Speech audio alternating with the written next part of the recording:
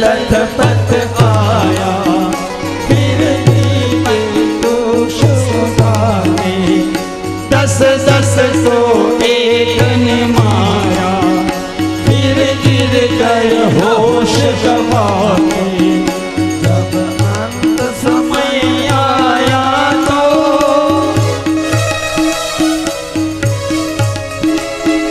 जब अंत समय आया तो कह गए कि अब मरते हैं।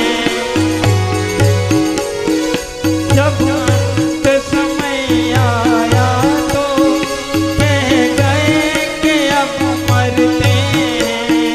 खुश रहना देश के प्यारों,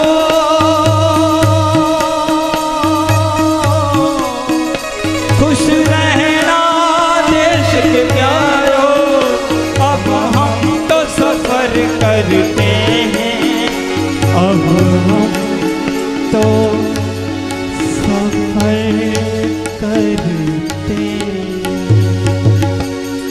क्या लोग थे वो दीवाने, क्या लोग थे वो अभिमानी, जो शहीद हुए हैं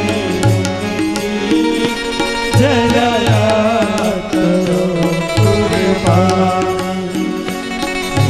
मेरे वतन के लोगों, जरा हाथ में भर दो पानी, जो शहीद हुए हैं उनकी जरा याद करो कुर्बानी, जरा याद करो कुर्बानी, जरा याद करो कुर्बानी।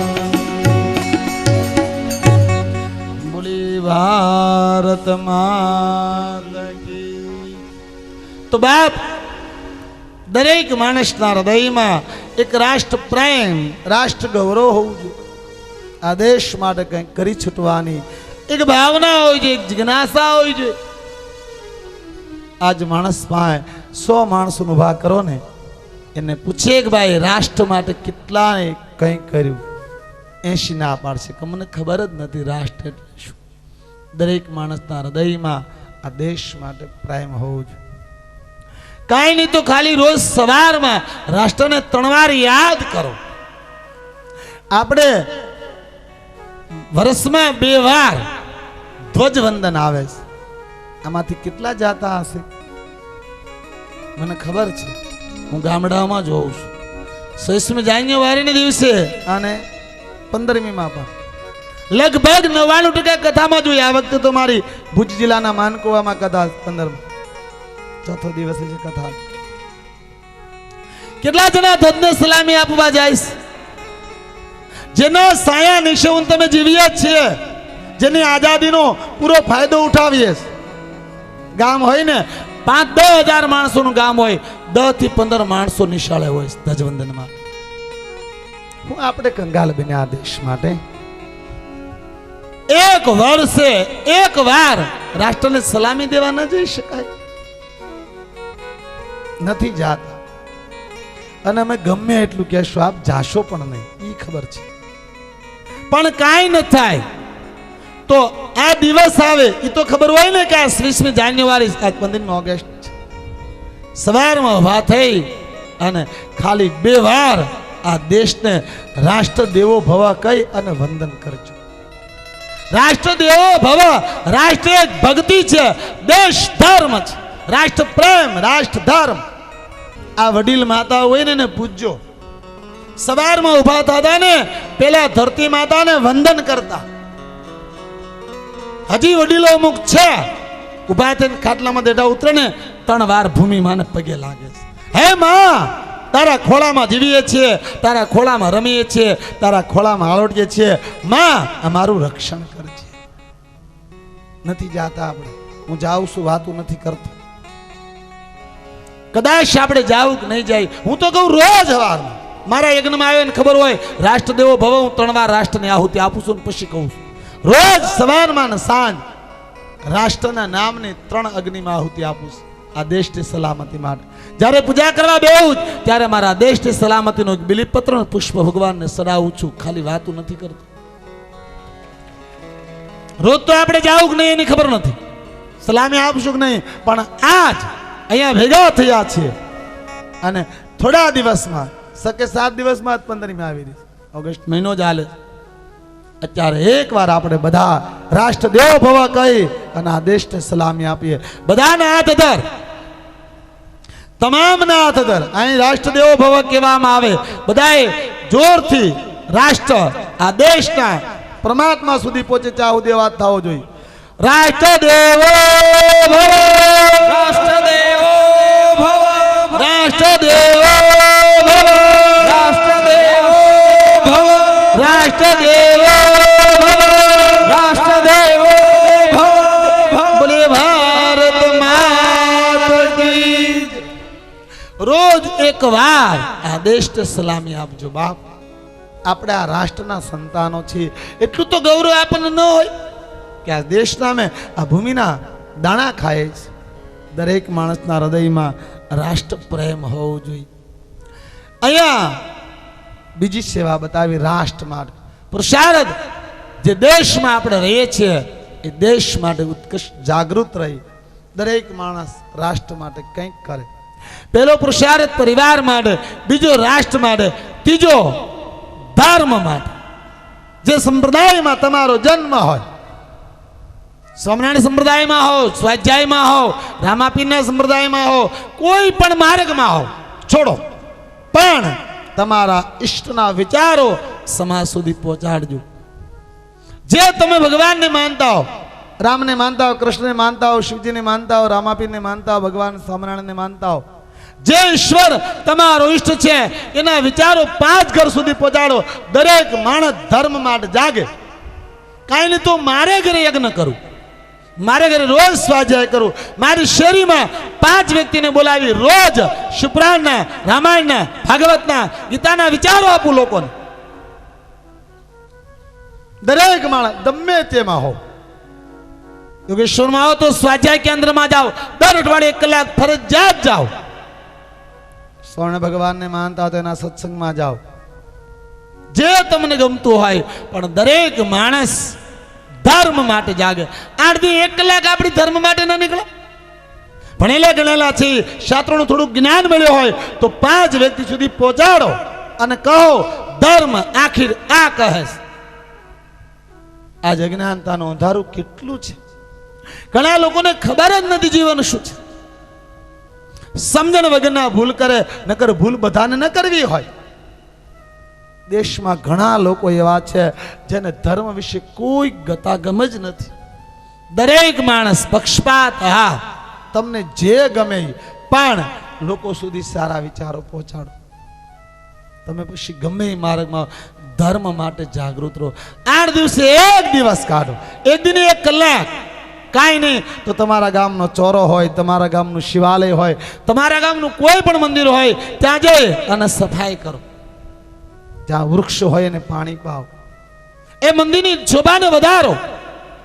કારણ કે દરેક ગામનું દર્પણ એ ગામનું મંદિર છે. અમે ખાલી ગામમાં એક આંટો મારી નીકળીએ, કહી દઈએ કે આ ગામમાં ધર્મ અને સંસ્કાર એટલા. કારણ કે એ સભી દેખાય. જે ગામના મંદિરો પડી જવા આવ્યા હોય, જે ગામના મંદિરોમાં કોઈ ઠેકાણા નહીં, ગામમાં શું ધર્મ તમે લઈ લેવાના. ઘણા ગામોમાં હું જાઉં, શિવાલયોમાં આપણને એમ થાય શું કેવું આ લોકો. નહીં, ગામના મંદિરો એ તમારા ગામના દર્પણ છે, એને સ્વચ્છ રાખજો. કારણ કે ધર્મ ત્યાંથી જાગૃત થાય છે, ત્યાંથી દેખાય છે. દરેક માણસ ધર્મ માટે 1 કલાક 8 દી કાઢે જ. શું લેવા? જે કુળમાં આપણો જન્મ છે, આપણો ઈષ્ટ. પછી જે તમારો ઈષ્ટ હોય એની ઉપાસના, એની સમાજમાં કંઈક પ્રગતિ, એ તમારો ધર્મ છે. કોઈ ગલત વાત નથી. આ પુરુષાર્થ છે. દરેક માણસ પરમાત્મા માટે પુરુષાર્થ કરે. સમાજમાં વધારેમાં વધારે લોકોને ધર્મના વિચારો મળે, વધારેમાં વધારે લોકોને સકારાત્મક વિચારો મળે, વધારેમાં વધારે લોકોને શાસ્ત્રનું જ્ઞાન થાય, વધારેમાં વધારે લોકો આધ્યાત્મિક માર્ગ ઉપર હાલતા થાય. દરેક માણસ આના માટે પુરુષાર્થ કરે. પેલો પરિવાર, બીજો રાષ્ટ્ર, ત્રીજો ધર્મ, ચોથો સમાજ. જે સમાજમાં તમારો જન્મ છે. કોઈ પણ સમાજમાં હો, હા, પટેલ પરિવારમાં હો, બાવાજીમાં હો, બ્રાહ્મણમાં હો, ક્ષત્રિયમાં હો, કોળી સમાજ, કોઈ પણ સમાજ, તમારા સમાજનું કોઈ પણ કામ હોય ત્યાં પહેલા ઉભા રહેજો. સમાજના સમૂહ લગ્ન થતા હોય, સમાજની છાત્રાલય બનતી હોય, સમાજની હોસ્પિટલ બનતી હોય, સમાજની કોઈ સ્કૂલ બનતી હોય, સમાજનું કોઈ પણ કામ હોય, સમાજનું મંદિર ભલે બનતું હોય, સ્વયં જાગૃત રહે. જે સમાજનું મને ગૌરવ મળ્યું, પટેલ કેવડાવવાનું ગૌરવ મળ્યું, બાવાજી કેવડાવવાનું ગૌરવ મળ્યું, બ્રાહ્મણ કેવડાવવાનું ગૌરવ મળ્યું, એ ગૌરવને હું બરાબર પકડી રાખું. મારા પરસેવાની કમાણીમાંથી 10% મારા સમાજના વિકાસ માટે વાપરું. આ દરેક માણસના હૃદયમાં સમાજ માટે પ્રેમ હોવો જોઈએ. આજે કેટલા સમાજમાં આવું છે ભાઈ? દરેક સમાજ પોતાના સમાજને આગળ લાવવાનો પ્રયાસ કરે, અને દરેક સમાજ આગળ દેશ આપોઆપ આગળ ન આવે. દરેક સમાજમાં 25-50 માણસો ધણી હોય, રૂપિયાવાળા હોય, તો તમારા સમાજના બાળકને દત્તક લઈને ભણાવી ન શકાય? એક ગામમાં 25 પટેલના ઘર છે, 50 છે, એમાં 10 પરિવાર એટલા પૈસાવાળા છે કે એ ધારે કરી શકે. તો તમારા 5 પટેલના બાળકોને લઈ, ગરીબ હોય, મજૂરી કરીને જીવતા હોય, એને ભણાવી ન શકાય? દરેક સમાજમાં 25 ઘર બ્રાહ્મણોના હોય તો 2 ઘર પૈસાવાળા હોય, 2 બાળકોને ભણાવે. ભારત દેશમાં 100 કરોડમાંથી 10 કરોડ અમીર માણસો છે. એક વ્યક્તિ એક બાળકને દત્તક લઈને દર વર્ષે 10 કરોડ બાળકો ભણી જાય. આ દેશ કેટલો આગળ વધે? આપણા સમાજનો આ પક્ષપાત કરજો, તમારા સમાજનાને જ ભણાવજો, બીજા નહીં. હું ખાલી વાતો નથી કરતો, મારું તો આખો સમાજ છે. દરેક સમાજના બાળકોને લઈ અને ભણાવું છું, સમાજને લાયક બનાવવાનો પ્રયાસ કરું છું, કહું છું, વાતો નહીં. દરેક માણસ માટે જાગૃતિ. તમારો સમાજ, હા, તમારા સમાજ. કેટલો ખર્ચો એક બાળકનો? બહુ તો 20,000, 15,000, 18,000, 25,000 ફી હોય. કેટલા ધની માણસો છે? કદાચ 25,000 કાઢી અને કોઈ પોતાના સમાજના બાળકને ભણાવે તો શું ફરક પડી જાય? કેટલા બાળકો સાક્ષર થાય? દરેક માણસ પોતાના સમાજના બાળકોને ભણાવે અને સમૂહ લગ્નને પહેલું યોગદાન કરો. શું લેવા? 2-3 દીકરીઓ હોય, બાપ ગરીબ હોય, દીકરીનું ઘર બંધાતું ન હોય, પરિણામે સમૂહ લગ્નમાં આસાનીથી દીકરીના લગ્ન થઈ જાય. સાવરકુંડલાના, ભેરાઈના, લાઠીના કોઈ પણ સવરાના સમૂહ લગ્ન હોય, અમારું પહેલું યોગદાન હોય છે. શા માટે? કે મને સમાજનું ગૌરવ છે, અને હું તો ખુલ્લા દિલથી કહું, મને મારા સમાજનું બહુ ગૌરવ છે, અને કોઈ પણ સમાજનું કામ હોય પેલો ફાળો હું આપું છું. શા માટે? કે મને બિરુદ મળ્યું, અતીતનો દીકરો કેવડાવવાનો મને એક બિરુદ છે મારી પાસે, એનો સંતાન છો, અને એના માટે ન જાગું તો કોણ જાગે? આખા સમાજની કથાઓ કરું છું 1 રૂપિયો લીધા વગર. શા માટે? કે મારે મારા સમાજને સમાજમાં પ્રકાશિત કરવો છે, કંઈક આગળ લાવવો છે. આખા સાવરકુંડલાનું ઇનામ વિતરણ એક મારા પરિવાર દ્વારા કરવામાં આવ્યું. તમામ 10 નામના બાળકોને પ્રોત્સાહિત કર્યા હતા. શા માટે? કે દરેક સમાજમાં એક જાગૃતિ આવે. પક્ષપાત, હા, અમારા સાધુ માટે તો બધો અમારો સમાજ, પણ તમે કોઈ પણ કાર્ય સમાજનું હોય ને પહેલા ઉભા રહેજો. જ્યારે માણસ સમાજ માટે જાગે છે ત્યારે દરેક સમાજ આગળ આવવા મળે અને રાષ્ટ્ર આપોઆપ આવે છે. સમાજનો કોઈ પણ માણસ આગળ જતો હોય એને હેલ્પ કરજો, મદદ કરજો. ટાંટિયા ખેંચીને પાડવાનો પ્રયાસ નહીં કરતા. આજે ઘણા લોકો સમાજનો માણસ આગળ જતો એને પસાડવાનો પ્રયાસ કરે. નહીં, શા માટે? તમે સમાજના ગુનેગાર થાવ. આપણા સમાજનો કોઈ આગળ હશે, કાલે ગાદીમાંથી બેઠો હશે તો તમારે ગૌરવ લેવા થાય. સમાજનું સારું ન કરો તો કાંઈ નહીં, પણ કમસે કમ સમાજનું ખરાબ તો ન કરો. આજ ઘણા લોકોને આવી ટેવ હોય કે અમને અમારા સમાજ નહીં. સમાજનું મહેરબાની કરીને કોઈ દી ખરાબ ન બોલવું. અમારો સમાજ આવો છે ને અમારો નહીં. ગમે એવો છે એ તમારો છે, તમે ઈ જ લોહીના ગણાવો છો. અને ગામ વિશે કોઈ દિવસ કોઈ ખરાબ ન બોલવું. અમારું ગામ આમને નહીં. આજ ઘણાની આવી આદત હોય, અમારું ગામ આવું છે ને અમારું. ગમે એવું છે એ તમારું ગામ છે. તમે એ જન્મા છો, એ જન્મભૂમિ છે, અને જન્મભૂમિને ગાળ દેવાનો અધિકાર તમને કોણે આપ્યો? જે જગ્યાએ તમારો જન્મ થયો એને હલકું કહેવાનો તમને અધિકાર દીધો કોણે? આખી જે સમાજના તમે સંતાનો છો એનું નબળું બોલવાનો અધિકાર છે તમને કેમ? મારી જિંદગીમાં ક્યારેય કોઈ સમાજને હલકો નથી કીધો, તેમ કોઈ ગામને ક્યારે નબળું નથી કીધું.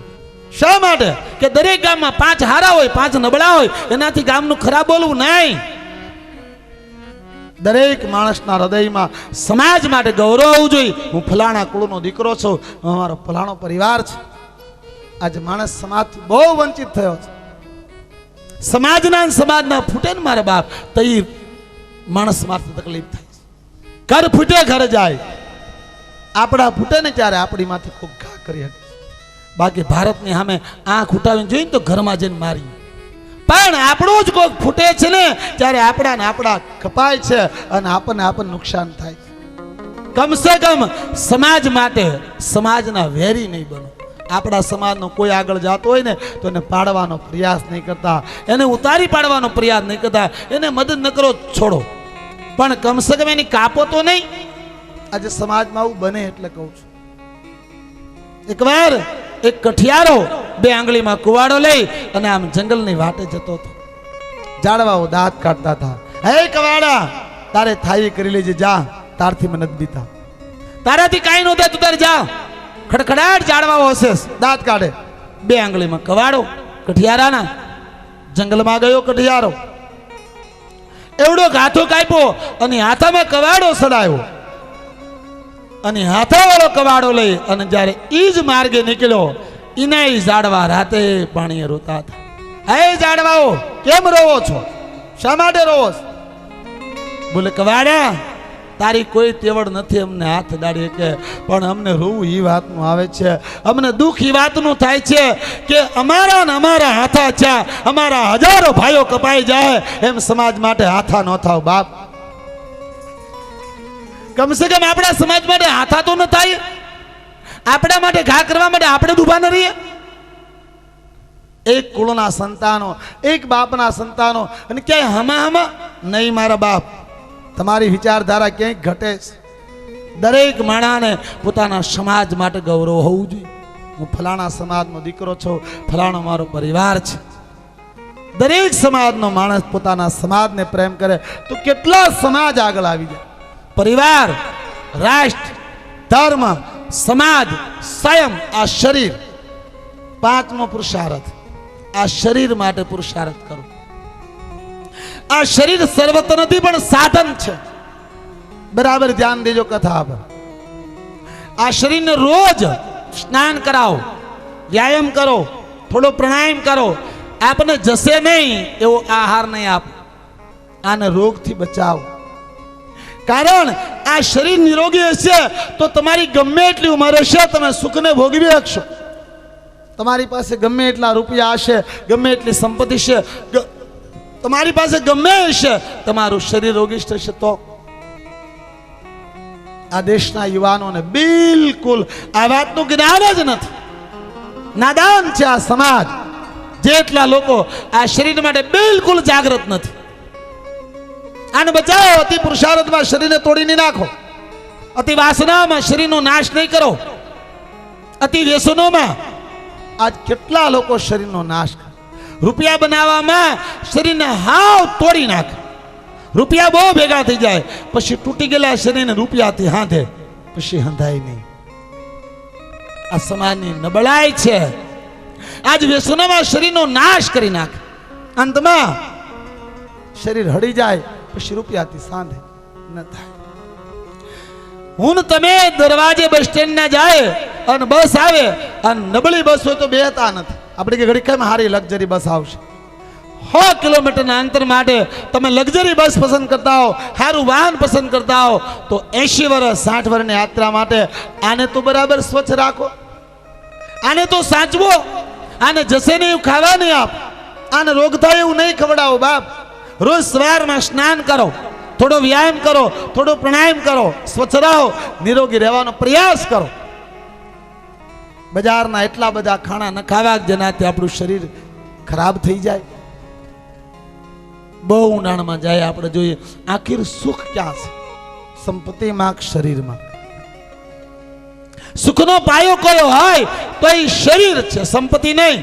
હું પુરાવો આપ 25 લાખનો બંગલો છે તમારી પાસે, તમે રૂપિયા બનાવવામાં તૂટી જાશો રાત દી. 25 લાખનો બંગલો, માલિકો 80,000 નો એસી છે, 20,000 ની પથારી, તમે હુતા છો, તમારા આંતરડા હળી ગયેલા હોય તો નીંદર આવે? તમારા આંતરડા હળી ગયેલા હોય તો નીંદર આવે ખરી? બોલે નહીં, તો એ બંગલો ધૂળ, ગાડી ધૂળ ને એસી ધૂળ. તમે પેલા રૂમમાં બેઠા છો, 50,000 નું ટીવી સામે છે અને સરસ મજાનું ચિત્ર આવે, તમે જોવો છો, પણ તમારા માથામાં શાક આવતા હોય તો ચિત્ર જોઈ શકો? ગમે ખરું? નહીં, તો એ ધૂળ. તમારે અમે 32 ભાગના સાચા ઘીના ભોજન બનાવેલા પડ્યા છે, પણ તમારી બાયપાસ સર્જરી કરાવીને મોઢું હળી ગયું હોય તો ખાય કો ખરા? નહીં, તો સુખ ક્યાં છે? સુખનો પાયો એ શરીર છે. આ શરીરને નિરોગી રાખજો, સ્વચ્છ રાખજો, જેટલું બને એટલું સાચવજો. હું સર્વસ્થ નથી માનતો, પણ શરીર એક યંત્ર છે, એક સાધન છે. સમય પહેલા હળી જાય, સમય પહેલા જર્જરું થાય, સમય પહેલા ખરાબ થાય તો જીવવામાં દુઃખ આવશે, પીડાશ, હેરાન થશે. જીવવું તો પડશે, ગમે એમ કરશો, શ્વાસા લીધા વગર હાલશે નહીં, પણ દુઃખી થઈ થઈને મરવું પડશે, દુઃખી થઈ થઈને જીવવું પડશે.